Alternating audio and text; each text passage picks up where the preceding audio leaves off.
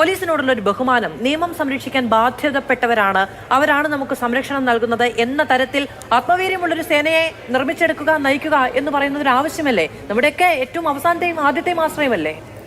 തീർച്ചയായിട്ടും ഞങ്ങളൊക്കെ പോലീസ് ഉദ്യോഗസ്ഥരായിരുന്ന സമയത്ത് ഒരു പോലീസ്, ഞാൻ തിരുവനന്തപുരം സിറ്റിയിലെ 16 പോലീസ് സ്റ്റേഷൻ സബ് ഇൻസ്പെക്ടറും സർക്കിൾ ഇൻസ്പെക്ടറായിരുന്നു. ചാർജ് എടുത്ത് ആ നൈറ്റിൽ തന്നെ എൻ്റെ ആ ഏരിയയിലുള്ള ഗുണ്ടകളുടെ വീട്ടിൽ ഞാൻ പോയിരിക്കും, അവനെ പൊക്കിയിരിക്കും. കാരണം അവരെല്ലാം മുങ്ങും, ആ ഏരിയയിൽ നിന്ന് മുങ്ങിപ്പോവുകയാണ്. അപ്പം പോലീസ് ഇതിനകത്ത് ഉപദേശിച്ചുകൊണ്ട്, പോലീസിൻ്റെ ഒരു ഭയമില്ല. കോട്ടയത്ത് നമ്മൾ കണ്ടല്ലോ, ആ ഏറ്റുമാനൂർ പോലീസുകാരനെ ചവിട്ടിക്കൊന്നു. അത് ഇന്നലെ 2 പോലീസ് ഉദ്യോഗസ്ഥർക്ക് പരിക്കേറ്റു കോഴിക്കോട് ഭാഗത്ത്. അപ്പോൾ പോലീസിനെ നിരന്തരം ആക്രമിക്കുന്ന ഒരു ക്രെഡിറ്റായിട്ട് വന്നിരിക്കുകയാണ്. അതെ, അതുകൊണ്ട് ഇതിന് പ്രതിവിധിയുണ്ട്. അതുകൊണ്ട് ഞാൻ നേരത്തെ പോലെ പറയുന്നത്, സബ് ഇൻസ്പെക്ടർമാരെ തന്നെ പോലീസ് സ്റ്റേഷനിൽ, ഞങ്ങളൊക്കെ പോലീസ് സ്റ്റേഷനിൽ ഇരിക്കുമ്പോൾ സബ് ഇൻസ്പെക്ടറായിട്ടാണ് ഇരിക്കുന്നത്.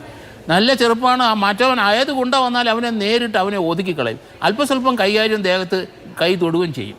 അതൊക്കെ നിന്നുപോയി. സ്കൂളിലെ ഞാൻ ഹൈക്കോടതി പ്രശ്നമുള്ളത് എന്താണെന്ന് വെച്ചിട്ടുണ്ടെങ്കിൽ, ഇപ്പോൾ ഒരു 5 വർഷക്കാലം മുമ്പ് നിരന്തരമായ സ്റ്റേഷൻ മർദ്ദനവും ക്രൂരപീഡനവും സ്റ്റേഷൻ കൊലപാതകവും അടക്കം നമുക്ക് ശ്രീജിത്തിനെ ഓർമ്മയുണ്ടാവും അല്ലേ?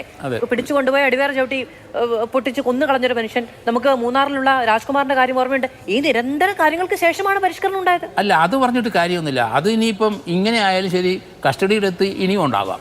ഒരു 2-3 വർഷത്തിനിടയ്ക്ക് ഒരു കസ്റ്റഡിയെത്ത് ആവറേജ് ഉണ്ടായിക്കൊണ്ടിരിക്കും. അങ്ങനെ ആയിരുന്നില്ല. അല്ലല്ല, അത് 3 എണ്ണം അടുത്തല്ല, അത് 2-3 വർഷം. ഇടുക്കിയിലെ കേസുമുണ്ട്, ഇവിടെ ഫോർട്ടിലെ കേസുണ്ട്, ഇപ്പം താനൂരിൽ കേസ് വന്നിട്ടുണ്ട്. അങ്ങനെ പല കേസുകളുണ്ടാവും. അത് ഞാനിരിക്കുന്ന സമയത്തും കേസുകൾ കസ്റ്റഡിയിലെത്തി വന്നിട്ടുണ്ട്. അപ്പോൾ അതല്ല പ്രശ്നം. ഈ ക്രിമിനൽസിനെ പോലീസിനെ ഭയം വേണം. അത് അടി കൊടുത്തല്ലാതെ, ഞാൻ ഉള്ള കാര്യം പറയാമല്ലോ, അത് അടി കൊടുത്തിരിക്കും. അവൻ അടിക്കാൻ വന്നിട്ടുണ്ടെങ്കിൽ തിരിച്ചടിക്കും പോലീസ്. ഇപ്പം രാത്രി കൊണ്ട് അടിച്ച് അവനെ നശിപ്പിക്കുന്നതല്ല, അവന് ആവശ്യമുള്ള ഒരു പോലീസിന് നിയമ സംവിധാനം കൊണ്ടുപോകാൻ ബലം പ്രയോഗിക്കാം എന്ന് പറയുന്ന ഒരു രീതി. പക്ഷെ അതിന്റെ നിയമം അത് തോന്നില്ല. പോലീസിന് ബലം പ്രയോഗിക്കാൻ പ്രൊവിഷൻ ഉണ്ടല്ലോ. ഉണ്ടെന്നാണ് ഞാൻ പറയുന്നത്. അത് പ്രയോഗിക്കുന്നുണ്ട്. പക്ഷെ അത് അതായത് ഇതൊരു നൂൽപാലമാണല്ലോ. ഇതിനെ കൃത്യമായ അച്ചടക്കത്തോടെ നിലനിർത്തുക എന്ന് പറയുന്ന ഒരു ബാധ്യതയില്ലേ?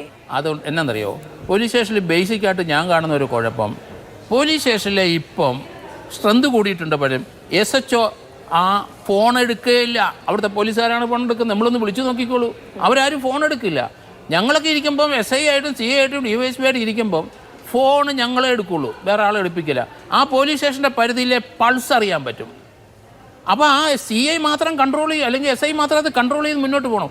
50 പെറ്റീഷൻ ഒരു ദിവസം വന്നെങ്കിൽ 50 പെറ്റീഷനും ഇയാൾക്ക് അതിൻ്റെ കണ്ടൻസ് അറിയാം. പോലീസ് സ്റ്റേഷൻ പരിധിയുടെ പൾസ് അറിയണമെന്ന് അങ്ങ് പറഞ്ഞപ്പോഴാണ് നമുക്ക് ഓർമ്മയുണ്ട്, കല്യാശ്ശേരിയിൽ വിജിൻ MLA ആരാ എന്നൊരു പോലീസുകാരൻ ചോദിക്കുന്നത്. ആരാ? സ്ഥലം SI. സ്ഥലത്തെ MLA അറിയാത്ത ഒരു SIക്ക് അവിടെ എങ്ങനെയാണ് ഈ പറയുന്ന നിയമ സംവിധാനം മുന്നോട്ട് കൊണ്ടുപോകാൻ കഴിയുന്നത് എന്നുള്ളൊരു ക്വസ്റ്റൻ ഉണ്ട്. അന്ന് വിജിന് വലിയ വിമർശനമൊക്കെ ഒരു ഭാഗത്തുനിന്നും ഉണ്ടായി. പക്ഷെ അതിന് പ്രാഥമികമായ ചോദ്യമാണ്, സ്ഥലം MLA അറിയാത്തൊരു പോലീസുകാരൻ എങ്ങനെയാണ് അവിടെ കൃത്യമായി പ്രവർത്തിക്കാൻ കഴിയുക? അതിന്റെ ഏരിയ എത്രയാണ്, അവിടുത്തെ ജനസംഖ്യ എത്രയാണ്, അതിന്റെ സാമുദായിക സമവാക്യം എന്താണ്, എവിടെയാണ് പ്രശ്നബാധിത മേഖല, ഈ പറയുന്ന കാര്യങ്ങൾ എല്ലാം കൃത്യമായി ബൈഹാർട്ടായിരിക്കണമെന്ന് നമ്മൾ വിചാരിക്കുന്നിടത്താണ് ഒരുപക്ഷെ ഷോയുടെ ഭാഗമായിട്ടാണെങ്കിലും അങ്ങനെ ചോദ്യം ഉണ്ടാകുന്നത്. അവിടെ തീർന്നു. അത് ശരിയാണ്. ഞങ്ങളൊക്കെ ഇത് എന്നാന്നറിയോ, എഡിറ്ററി ആയിട്ട് ഈ പോലീസിന് പോലീസ് സ്റ്റാൻഡിങ് ഓർഡേഴ്സിന് ചില കാര്യങ്ങളുണ്ട്, അത് പഠിക്കണം. അതിപ്പം പഠിപ്പിക്കുന്നില്ല. ഞങ്ങളൊക്കെ ഒരു പോലീസ് സ്റ്റേഷനിൽ ചാർജ് എടുത്താൽ ആദ്യം അവിടുത്തെ മജിസ്ട്രേറ്റ് ആരാണ് അങ്ങനെ പോയി കാണും, അവിടുത്തെ RDOയെ കാണും, അവിടുത്തെ ജില്ലാ കളക്ടറെ കാണും, പിന്നെ അവിടുത്തെ VIP കാണും, മുതലാളിമാരെയും കാണും. കാരണം എന്തറിയാം, നമ്മൾ എല്ലാ ഏരിയയിലും നമ്മൾ ശ്രദ്ധിച്ചിരിക്കുന്നു, നമ്മൾ മനസ്സിലാക്കിയിരിക്കുന്നു. ഒരു ഇഷ്യൂ ഒരു സ്ഥലത്തുണ്ടായി, പോലീസ് സ്റ്റേഷൻ അതിർത്തിയിൽ നേരത്തെയൊക്കെ 10-30 കിലോമീറ്റർ അകലെയൊക്കെ നമ്മൾ പോകേണ്ടി വരും. ഇപ്പോൾ അത്ര ഇല്ല. അന്നേരം അവിടെ ആരാണ് നമുക്ക് പറ്റുന്ന ഒരാളെ അറിയണ്ടേ, നമ്മൾ എന്താണ് അവിടെ നടക്കുന്നതെന്ന് അറിയണ്ടേ. അപ്പോൾ അന്നേരം നമ്മൾ അവരെയാണ് ബന്ധപ്പെടുന്നത്. അത് തന്നെയല്ല, ഞാനൊക്കെ ഇരിക്കുന്ന പോലീസ് സ്റ്റേഷനിൽ കൂടുതൽ ലോ ആൻഡ് ഓർഡർ പ്രശ്നം ഉണ്ടാക്കുന്നത് ആര്, അത് രഹസ്യമായിട്ട് അവർ നമ്മളെ വിളിച്ചു പറയും. ഞാൻ പറയത്തില്ല, കൃത്യമായിട്ട് സാറേ അടി നടക്കാനുള്ള സാധ്യത ഇവിടെ ഉണ്ട്, മറ്റൊരു തങ്കപ്പനും ഗോപാലനും വന്നിട്ടുണ്ട്, അവൻ്റെ കൈ കത്തിയിരിപ്പുണ്ടെന്ന് ആ വിവരം തരണം പോലീസ് ഉദ്യോഗസ്ഥന്. കൃത്യമായിട്ട് നമ്മൾ പോയി നടപടിയെടുക്കും. അങ്ങനെയാ ലോ ആൻഡ് ഓർഡർ കൈകാര്യം ചെയ്യേണ്ട. അങ്ങനെയാണ്. അതൊന്നും ഇപ്പോഴത്തെ ആൾക്കാരും ചെയ്യുന്നുമില്ല. എങ്ങനെയെങ്കിലും ശമ്പളം വാങ്ങിക്കണം, കുത്തിയിരിക്കും. അതിനകത്ത് എങ്ങനെയെങ്കിലും പോലീസ് ഉദ്യോഗസ്ഥൻ്റെ ഇതിൽ നിന്ന് മാറി സഞ്ചരിക്കണം. അന്നുള്ള ദിവസങ്ങൾ എനിക്കറിയാം, പല പോലീസ് സ്റ്റേഷൻ GD ചാർജ് ഇരിക്കുന്നവർക്ക് ഭയമാണ്. അതൊരു വലിയ പ്രശ്നമാണ്. അല്ല, ഇത് അതുകൊണ്ടാണ് കാര്യങ്ങൾ മാറിയേ പറ്റൂ. ഈ രീതിയിൽ പോലീസ് പോയി കഴിഞ്ഞാൽ, പഞ്ചാബിലും ഞാൻ അവിടെയൊക്കെ പോയിട്ടുണ്ട്, കണ്ടിട്ടുണ്ട്. അവിടെയൊക്കെ സ്ട്രീറ്റിൽ പോലീസ് നിൽക്കും തന്നെ അടിയും കുത്തും നടക്കുകയാണ്. ഇപ്പോഴും അത് തന്നെ സ്ഥിതി. ഡൽഹിയിലെ അപ്പോൾ ആ സ്ഥിതിവിശേഷത്തിൽ കേരളം പോകുന്നത് ഭയമാണ് നമുക്ക്. അതുകൊണ്ട് പോലീസ് കുറച്ചുകൂടെ സ്ട്രോങ് ആവണം. അടിയന്തരമായിട്ട് സർക്കിൾ ഇൻസ്പെക്ടർക്ക് പകരം പോലീസ് സ്റ്റേഷനിലെ SHOമാരായിട്ട് സബ് ഇൻസ്പെക്ടർ തന്നെ ഞങ്ങളൊക്കെ ഇരുന്ന്. കാരണം ഗുണ്ടകൾ വന്നാൽ ആരും ഇവർ എതിരിടും, കുറച്ചൊക്കെ അട്രോസിറ്റീസ് ഉണ്ടാവും. അതൊക്കെ ഇതിൻ്റെ ഭാഗം തന്നെയാണ്.